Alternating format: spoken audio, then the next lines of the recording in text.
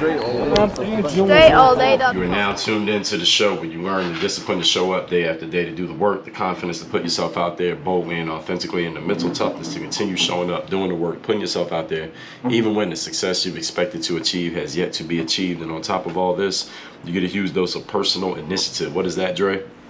That is the go-getter energy that moves any one of us, including yourself, to go and make things happen instead of waiting for things to happen. And then we put all this together into a series of frameworks, approaches, insights, strategies, and techniques, all under the umbrella of one unifying philosophy that is called work on your game. My name is Dre Baldwin, also known as Dre All Day, and welcome to the show. And today's topic is how to be consistent when being consistent is simply not working. This is an important topic to be addressed because many of you are probably trying your damnedest to be consistent. And if you listen to this show, you probably have been encouraged to be consistent in what you're doing. Yet, sometimes when you're doing all the consistent stuff, it's still not giving you the results that you want and is making you frustrated. And you're wondering if being consistent is actually the thing that you need to be doing. I'm here to tell you that yes, it is. And I'm going to tell you how to keep being consistent, even though your consistency has not yet worked. We're going to get into that in a minute. First of all, let me tell you a few things. Number one, I'm still dealing with this sore throat, so I'm just trying to speak a little bit softer, just a little bit softer than I normally do, but hopefully y'all can still hear me fine. I know Nico, my audio guy, will make this all sound perfect, so I'm telling you that. I don't even have to tell you that. It's going to sound perfect. You won't even notice the difference once it gets edited and all that. Secondly, I have a daily motivation text message that I send out free of charge every single day to everyone who is in my text community. I send this message out to everyone that is going to help you. I send this message out such that it will help you be focused, sharp, and on point for the day in front of you. So text me at my number 305-384-6894, and every day when I send out that daily motivation, you will be receiving it. I mentioned the sore throat thing because I'm taking sips of water in between a lot of statements that I'm making here just to keep my palate moist. Just so if y'all notice any pauses here, that's why, because I'm taking these sips. Now, second thing is if you have not yet claimed your free copy of my book called The Third Day, The Decision That Separates the Pros from the Amateurs. That book is all about how to maintain your consistency and how to systematize your consistency such that when you don't even feel like giving your best effort, you still do it. Go to thirddaybook.com. The book's free. All you're going to do is cover the shipping. Again, that's thirddaybook.com. And third, all of you are interested in making more money in your business and you're looking to do it in a systematic way, not in a work harder way, not in a get yourself motivated way, and not in a wait for luck to shine upon you way, but you want to do it in such that you are implementing systems into your business. My whole ethos, my whole brand, everything that I do is all about putting systems in place. This is what I help entrepreneurs and professionals like yourself do. Get systematic in your operations and be more disciplined in your operations because you are being systematic and strategic.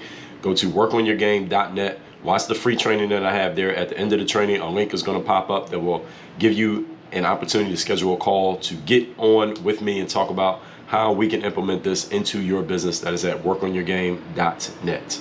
So let's get into today's topic, how to be consistent when consistency is not working. First of all, let's get a definition of the word consistent.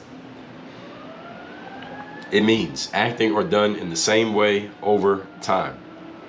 And I'm going to add in there with little variation. So I don't need to give any more background on this one because you already understand it. I already gave enough. Let's get right into the points. Point number one. Topic again, how to be consistent when consistency is not working. Yet. This is the first point. The first word, Y-E-T, yet. Being consistent isn't working for you yet. So as long as you know that you have a sound plan of action, hopefully one that came from someone who has already produced the result that you are after, then I want you to understand something. Your consistency is working. It just has not shown its results yet. See, working doesn't always mean that you're getting all the results that you want. Working sometimes means you got to undo all the nonsense that was happening before. And once you get all the nonsense out, now we can start putting the good stuff in. We can start getting the good stuff out once we get the nonsense out. So your consistency is working as long as you're operating by a sound plan that came from a source that's reputable, and you know that that source knows what it's doing. It's very important to note that if you are being consistent at a plan that is not proven, you may need to look into getting a better plan. Now that's a risk. If you're being consistent at a plan that has not yet been proven to produce results, then you are taking a risk with your time, the most valuable resource you have, that you may be working on something and being consistent at it, and it's not going to produce a result no matter how consistent you are or how hard you work or how hard you believe. That one is an important distinction to note here, and this is why it's so important that you get expert help. It's so important that you have a coach. It's so important that you get around people who know things that you don't know, such that you are not putting yourself in a position where you're taking a risk with your most valuable resource, which is, again, your time. Your consistency just hasn't shown the results yet, as long as you're working with a solid plan. But if your plan is proven, it's come from someone who is already proven, or something that is already proven, and all you need to do is stick to the script and keep doing your work. Showing up every single day, doing the job that you signed up to do. Remember that results don't happen when you demand that they happen, everybody. Results happen when they are supposed to happen. But you must remain vigilant, and you must keep doing your part so that you are prepared when the opportunity arises. So to give you an example, I've talked over the last month or so how I took the month of August off from running, because I like to run in 10K races, and then I ran through most of September. Then I got a calf injury, so I couldn't run most of October. I missed a good amount, or first half of October I missed from running. And as of this recording, it'll already have happened by the time you hear this. But I got 2 races coming up in November, one on the 12th, one on Thanksgiving Day, the 24th. Actually, both of them will probably have happened by the time you hear this. And, or at least one of them will have happened. But I understand that when I get back to running the first time, I'm not going to be running at my race day pace. Why? Because I got to work myself back into game shape. And that requires consistency of training. So once I show up and train consistently, then once I do that enough, then I'm going to start to see the results. So is my consistency working the first couple times that I run when I'm just coming back? Of course it's working. And those are the first days that I got to get through so I can make it through the 3rd day. Then I can get to what we call the 4th day. The 4th day is when the work hasn't gotten easier, but it feels easy, and I make it look easy simply because I built up my discipline. I built myself up. I've conditioned myself to perform at a certain level because I've been so consistent in my training. But to get to that level and to maintain it, first of all, you got to go through the hard stuff. You got to go through the challenging stuff. You got to go through the 3rd day, and 3rd days sometimes, multiple, plural, 3rd days in order to get to that point. And if you read my book, The 3rd Day, I'll explain to you how you can do the same thing in anything that you're doing, whether it is a physical, athletic activity, or something business, or something mental. Go to thirddaybook.com. Again, I'll give you the book free. Just cover the shipping. Point number 2. Today's topic, once again, is how to be consistent when being consistent is not working. Number 2. As much as we would like to think that we control outcomes, we really do not. All we control are the inputs. You do not control outcomes. You just control inputs. Our job then is to be strategic about our inputs. Apply the inputs that we believe in to the best of our knowledge that we believe will produce certain outputs based on what we can measure and based on past experience. Let me say that sentence again. It's a long sentence. Our job is to be strategic about inputs and apply the inputs that you believe will produce certain outputs based on what you can measure and based on your past experience. That's your job. Because you can't control that the result happens the way that it does, but you can control the inputs that are directed towards a specific result. This is why you get information from other people. This is why you get insights from other people. This is why you plug into other people's strategies and systems, because other people have strategies and systems that have already proven to produce certain results. And when you know that, all you got to do is plug into their stuff. And if you just follow exactly what they say, you're likely to get the results that they got, as long as you're following their program, on whatever it may be, with whatever adjustments are necessary based on you being you and them being them. So from past experience, we know that doing something like going to the gym consistently and following a workout routine leads to what? Better health, right? It leads to you being in better shape. It leads to you having nice big muscles. And it leads to strong cardiovascular health. We know that from past experience. So if you do those things, go to the gym consistently and actually work out. Don't just go to the gym, but actually do something when you get there. Follow a workout routine. You'll feel better. You'll be in better shape. You'll look better. And your heart will be stronger. Is anybody questioning that? We know that if you run advertisements that get a certain number of views and clicks to your landing pages, those of you who are in marketing, that usually leads to what? A certain number of conversions, sales, and revenue. Now, we have to make adjustments over time because things change quickly, but do we understand that that's pretty much how it works? You want more people to see what you're selling, then usually you do something like running advertisements so more people will know about it. Now, can we always guarantee that that's exactly what's going to happen? No. But again, what did I just tell you? You don't control the outcomes, you control the inputs. What we can do is go off of our best knowledge and experience, and any of you who runs a business knows that you can't guarantee that anybody's going to pull out their wallet and buy something from you. So for example, today, I talked about this in the episode where I talked about building better, I think it was money habits. Let me see what episode that was. That was episode number 2320. I talked about money increasing principles. One of the money increasing principles was to pay attention to the money. All right, if you're in sales, you should be paying attention to how many sales your business is doing throughout the day. Not just once a day, but you should probably be looking at that stuff consistently. All right, how many sales are we making? If you want to increase your money, you got to pay attention to the money. Anything you want to be better at, pay more attention to it. You'll get better at it because you have a brain and you're smart. So you pay attention to something, your brain will start working on it and you'll get better results. So one of the things that I do is I pay attention to the sales all day. So for example, today I'm paying attention to the sales. I have advertisements running right now. I have content out right now. I have appearances on other people's platforms that are publishing right now today. And I'm looking to see what kind of results those that come from those. Now, can I guarantee that any of those will produce a specific result?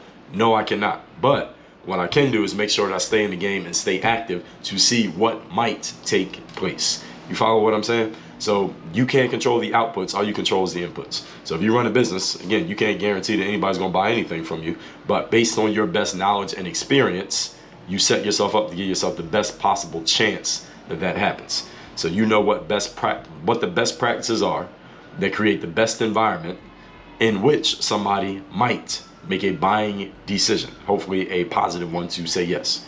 That's the only thing that you can control. Point number 3. Today's topic, once again, is how to be consistent when your consistency is simply not working. Remember the law of averages. Definition of the word averages is, quote, the principle holding that the relative frequency with which an event occurs in repeated trials will converge to a stable value over time as the number of samples increases. Now let me close quote. Now let me put that definition in very simple terms. The more often you execute actions that are known to lead to a specific outcome, the more likely that that specific outcome will occur. In other words, let me make it even more simple than that.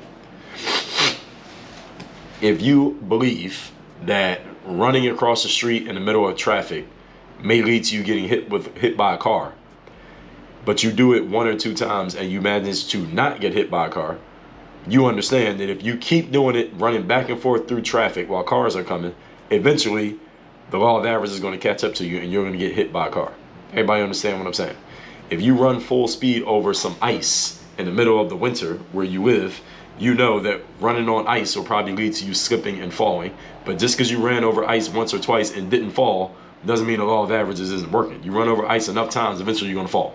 Right, everybody get what I'm saying?